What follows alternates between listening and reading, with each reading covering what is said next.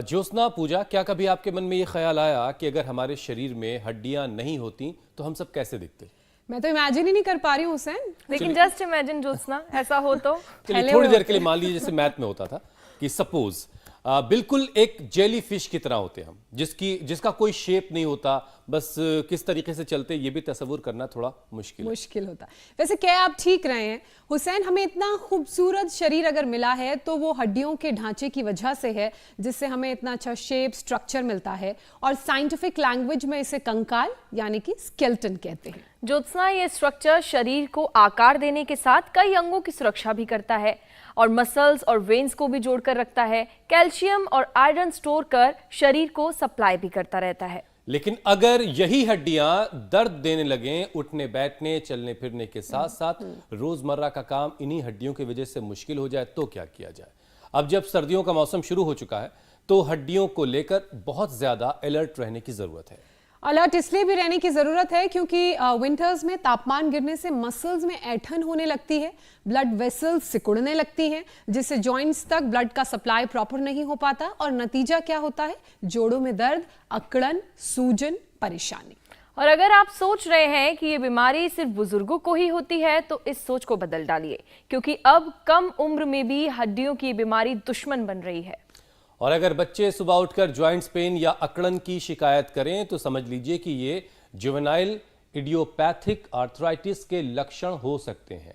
National centre for biotechnology information की एक ताज़ा स्टडी आई है जिसमें यह बताया गया कि 250 में से एक बच्चा इस बीमारी का शिकार है, जिसका नाम हमने आपको पहले बताया। आर्थराइटिस का दर्द अगर हाथों में हो तो आप तुरंत अपना ट्रीटमेंट करवाएं।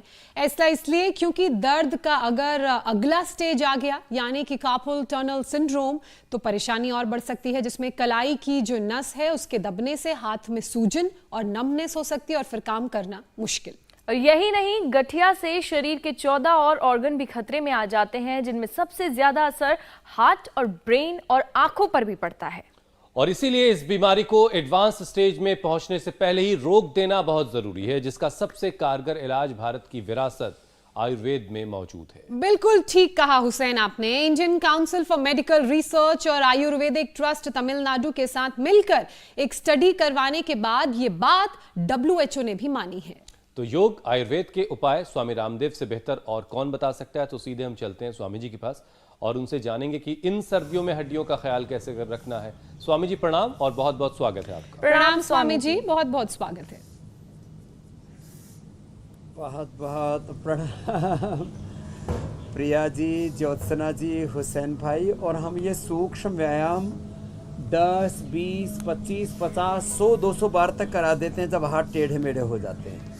और फिर हाथ टेढ़े मेढ़े हो जाए, सबसे ज़्यादा दिक्कत दर्द तो फिर भी ठीक हो जाता है थोड़े से उपचार से। पेन किलर ले लेते हैं, रोस्टीराइड लेते हैं, बायोलॉजिकल ले लेते हैं। अंदर से जो डिफॉर्मेशन होती है ना, उससे भी योग बचाता है। और तात्कालिक राहत के लिए हम पेन किलर बंद करवा देते हैं। पेन किलर नहीं देते, स्टीराइड नहीं देते, बायोलॉजिकल नहीं देते, तो क्या करते हैं हम उसको लीज थेरापी कराते हैं। जहाँ भी कहीं दर्द होता है, लीज थेरापी, श्रृंगी थेरापी, वात मोक्ष, रक्त मोक्षण, ये जो हमारी सनातन परंपरा में बहुत ऊंचे तत्व हैं, इनका अभ्यास कराते हैं।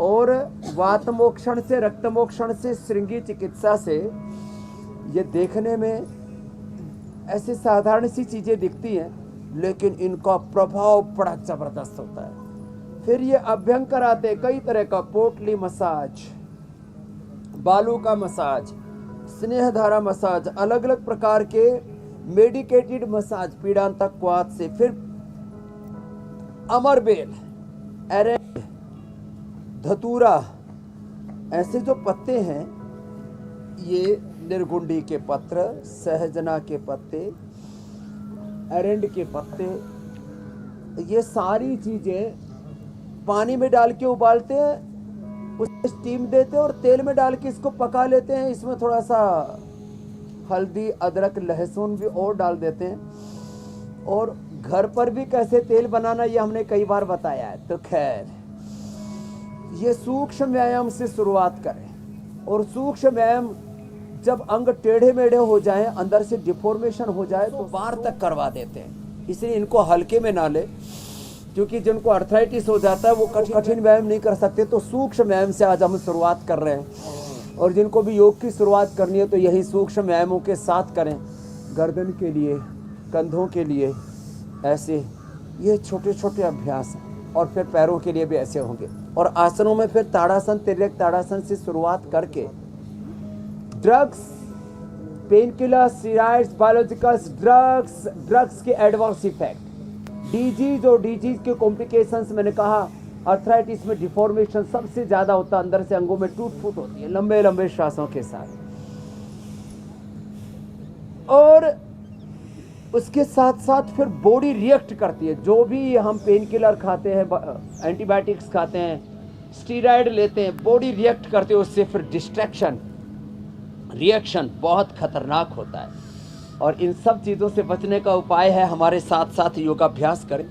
और छोटे छोटे उपाय, मात्र एलोवेरा और गिलोय, मैं तो कहता हूँ ये 2 ही चीज़ें पी लें तो सभी प्रकार के दर्द के नाम चाहे जो बोल दो आप, सर्वाइकल स्पॉन्डिलाइटिस, पेन, गठिया, arthritis, rheumatoid arthritis, RA, CRP, ANA, AVNH, LB27, और फिर इसी में ही और बड़े जो रोग हैं ना उनके नाम हैं SLEMS, ऑटोइम्यून डिजीज, उसके नाम हैं बड़े खतरनाक। अब नाम से की बात नहीं है, पार्किंसंस, अल्जाइमर, डिमेंशिया, ये वात रोगों के ही प्रकार हैं। मूलाधार से सहस्रार तक 8 चक्रों को पूरा गड़बड़ कर देते हैं और व्यक्ति खतरनाक चक्रव्यूह में फंस जाता है। तो हम कहते हैं आप सूक्ष्म व्यायाम से, सहज आसनों से शुरुआत कीजिए और प्राणायाम पर सबसे ज़्यादा जोर दीजिए। थोड़े दिनों तक दही, छाछ, नींबू, अचार, टमाटर, खट्टाई थोड़ी देर बंद कर दीजिए। और भोर में उठ करके सूरज की धूप में, जैसे हम सूर्य के धूप में कर रहे हैं, देखो यहाँ। अच्छा स्वामी जी, देखिए आपके सामने तो स्क्रीन लगी होगी। विटामिन डी की डेफिशिएंसी, B12, कैल्शियम, आयरन आदि की डेफिशिएंसी भी दूर हो जाएंगी। प्रकृति के संग, जब योग के रंग आपके जीवन में उभरेंगे मेरे भाई हुसैन। स्वामी जी, मैं कह रहा हूँ कि आपके सामने देखिए स्क्रीन तो लगी रहती है, आप देख पा रहे हो कि एक तो आपकी तरफ गर्मी है अभी, और यहाँ स्टूडियो में एक तरफ गर्मी है, एक तरफ सर्दी है। यानी ज्योत्सना ने सर्दियों की शुरुआत कर ली है, तो अब जाहिर है कि मौसम सबके लिए सर्द हो चुका है, लेकिन कुछ लोगों के लिए भी गर्म है, जिसमें ऐसा आप भी है हुसैन। क्या होता है ना, कुछ लोगों को मसल पेन होता है, तो मुझे मालूम है कि सर्दियों में मुझे बोन पेन तो नहीं लेकिन मसल पेन जरूर होता है, इसलिए मैं थोड़ा एक्स्ट्रा केयर करती हूँ, फुल स्लीव्स के कपड़े ज्यादा पहनती हूँ। बिल्कुल। और हुसैन, मुझे गर्मी लगने लगती है, इस वजह से मैं फुल स्लीव्स नहीं पहनती। कुछ कह रहे स्वामी जी, कुछ कह रहे थे आप स्वामी जी?